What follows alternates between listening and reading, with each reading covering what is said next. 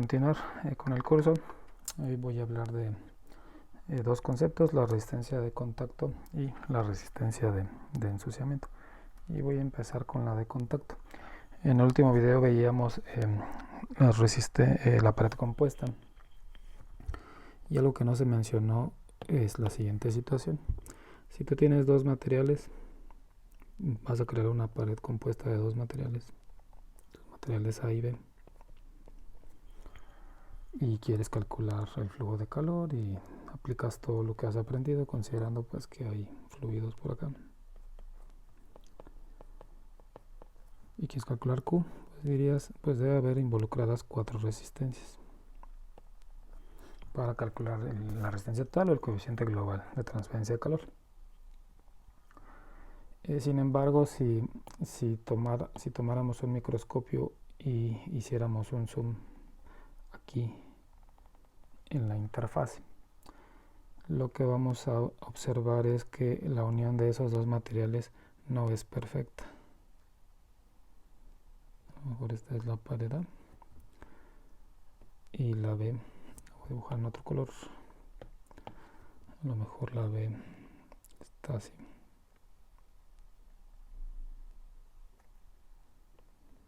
Esta es la pared B.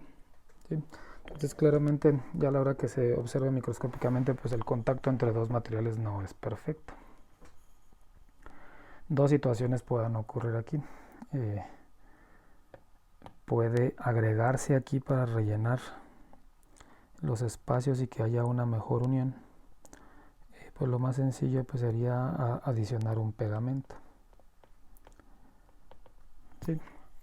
También pudiera ser el caso de que ese espacio que dejan los dos materiales estuviera lleno por aire del ambiente, que eso es lo que estuviera ahí en medio de los dos.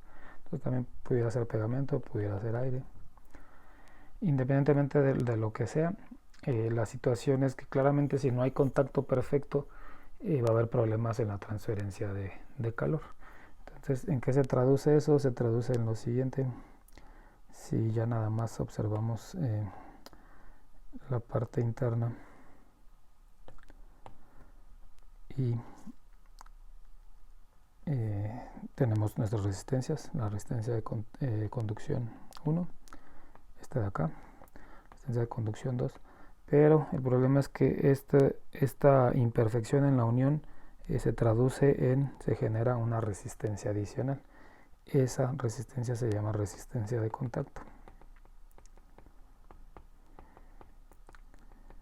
Y cuando la use, pues la voy a llamar R, C, B', para el caso que sea por unidad de área. Esa sería la resistencia de contacto. Bien. Tienes que meterla al balance, pues dependerá de las otras resistencias, de los valores. Si consideramos como está en la parte de arriba,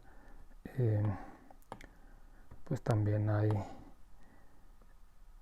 otra resistencia aquí por convección y otra más por acá también por convección. Entonces ahora ya tienes 5 resistencias y están en serie, y tienes que tomarlas en cuenta o no dependiendo de sus valores. Si la resistencia de contacto, si esta es mayor en valor que las otras, no la puedes despreciar. Si es mayor que esta o que todas las otras, pues él va a contribuir mucho a cuando calcules la resistencia total. Y entonces él va a provocar una caída de temperatura significativa y va a dificultar el proceso de transferencia de calor si persigues eso, si persigues acelerarlo. Igual si quieres alentar el flujo de calor, pues esa resistencia de contacto te está ayudando. ¿Sí? Pero la mayor parte del tiempo lo que queremos es mover calor. Para aplicaciones industriales estoy hablando. También existe la otra, no digo que no exista la otra opción, donde lo que quiero es hacer el proceso más lento, que el calor se transfiera lo más lento que se pueda. Bueno, entonces a priori no puedes cancelar resistencias de contacto, más bien es a posteriori. Ya que tengas los valores de todas las resistencias, pues sí puedes comparar y decir, pues las resistencias, por ejemplo la convección 1 y la conducción 1 son mucho mayores que la de contacto, y entonces podemos despreciarla y decir, pues para mi cálculo de resistencia total no la voy a incluir. ¿Sí? pero todo eso se tiene que hacer con cálculos, no se puede descartar arbitrariamente desde un inicio. En el libro de Incrópera vienen algunos valores. La otra situación es la siguiente: este valor de resistencia de contacto, el valor de resistencia de contacto no hay una ecuación para calcularlo.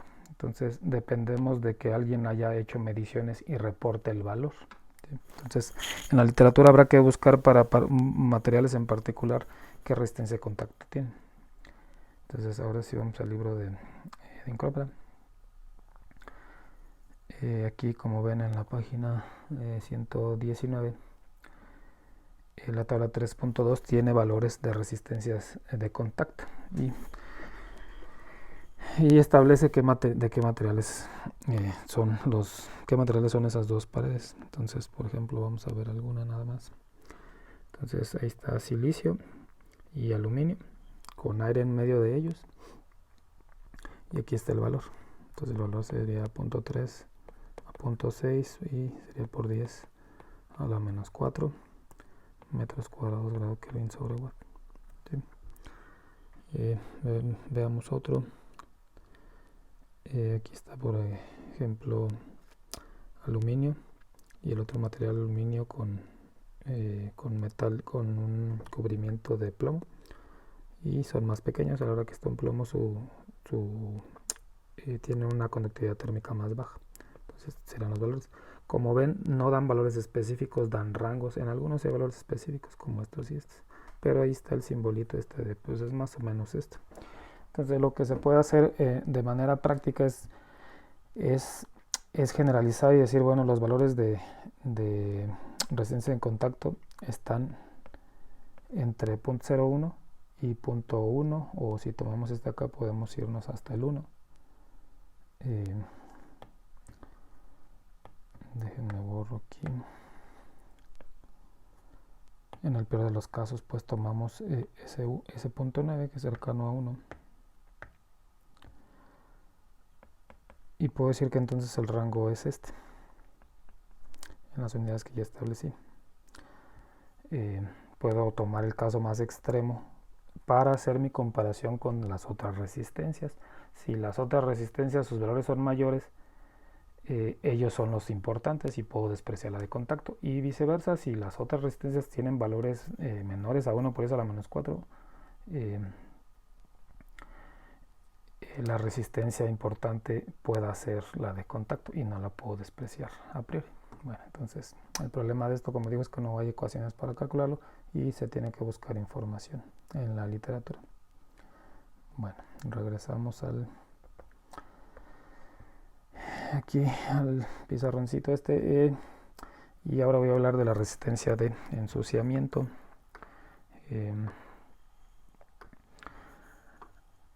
Antes de hablar de la resistencia, voy a describir de qué estamos hablando. Todos en nuestra casa, bueno, no todos, a lo mejor alguien ya tiene calienta agua con energía solar, pero seguramente muchos tienen todavía un boiler. Ese boiler, que en nuestra cosa aquí un cilindro, adentro hay un recipiente que es el que contiene el agua que quiero calentar. Y para eso lo que hago pues es quemamos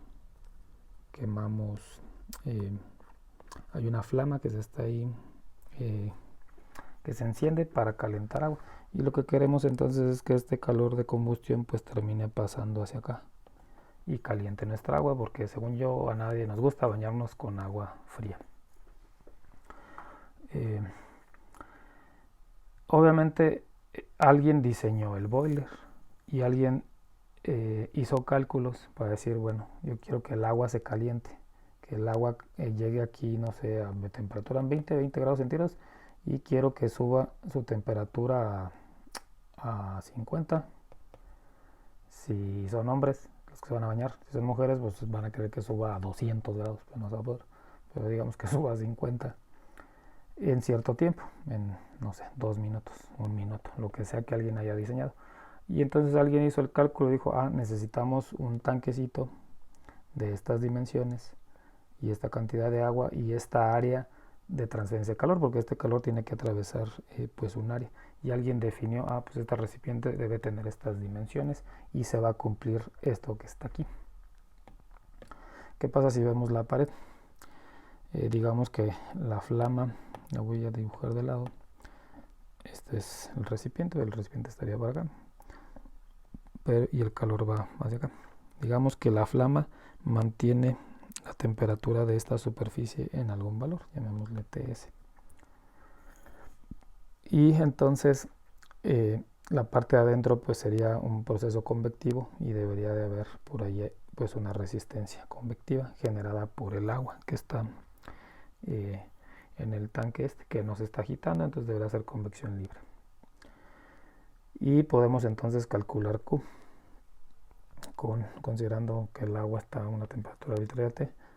De lo que sabemos es pues debe ser QH por área TS menos T, y de esa manera puedes calcularlo y eventualmente terminar con establecer en qué tiempo nos lleva a obtener cierta temperatura, ¿sí?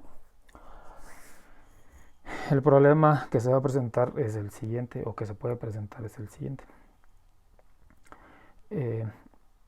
La mayoría de los boilers traen una válvula para que periódicamente descargues el agua que está aquí, porque el mismo calentamiento que haces, hay boilers que calientan el agua muchísimo y una parte empieza a evaporarse.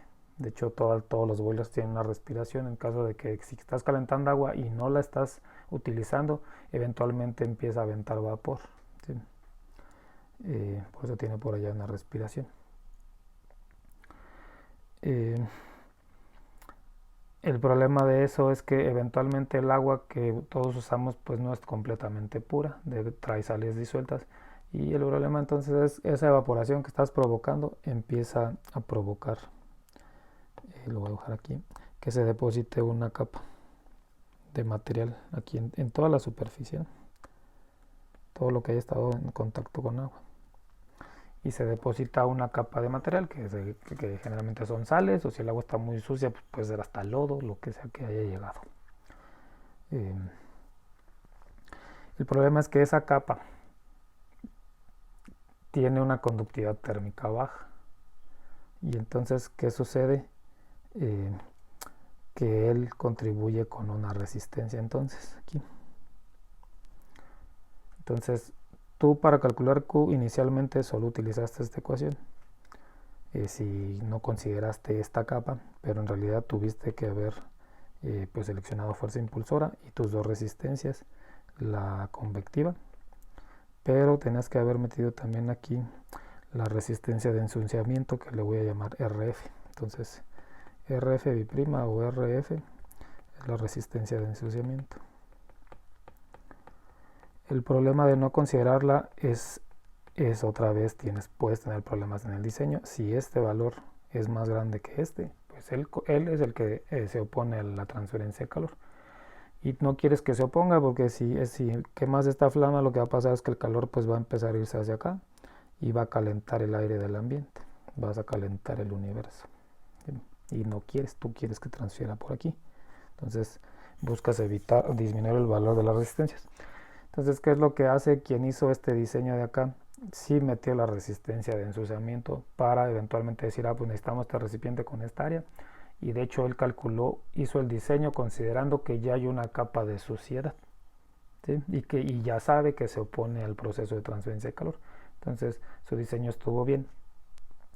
Lo que va a pasar nada más es que el boiler nuevo calienta el agua muchísimo más rápido que cuando ya tiene operando cierto tiempo, pero está diseñado para cuando ya tiene operando cierto tiempo, porque si no se metieran en problemas los que construyen boilers si estuviera diseñado sin considerar esta resistencia, porque entonces tu análisis te dice que transfieres calor rápido, pero eventualmente el boiler cada vez le va a llevar más tiempo calentarlo, más tiempo, y eventualmente no va a llegar a esta temperatura 50, y el agua te va a salir fría, y entonces va a haber problemas, ¿sí? Este es entonces el concepto de resistencia de ensuciamiento. Para fines prácticos, pues es como si fuera una resistencia de contacto o una resistencia adicional. Similar a la de contacto, no se puede calcular, pero sí hay valores que la gente ya reporta en la literatura. Más adelante, cuando veamos intercambiadores de calor, por ahí van a salir algunos valores típicos de de ensuciamiento. Entonces, de manera general, regresando a esta pared que está aquí, dependiendo del fluido que esté circulando por las caras, pudiera pasar situación similar a lo que estoy describiendo. Pudiera pasar que aquí tuvieras también, se te formara una capa de ensuciamiento, también pudiera estar otra por acá.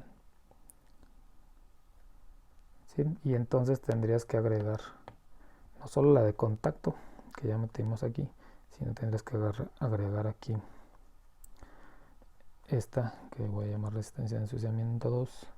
Tendrás que agregar esa, la 1 y la de contacto. ¿Sí? Puedes eliminar otra vez es bajo el mismo raciocinio de pues, necesito los valores de todo y ya establezco si alguna resistencia la puedo despreciar y pueda yo vivir o no con ese ensuciamiento. Bueno, este es el concepto entonces de resistencias de contacto y de ensuciamiento. Se lidia con ellas igual que es una resistencia adicional.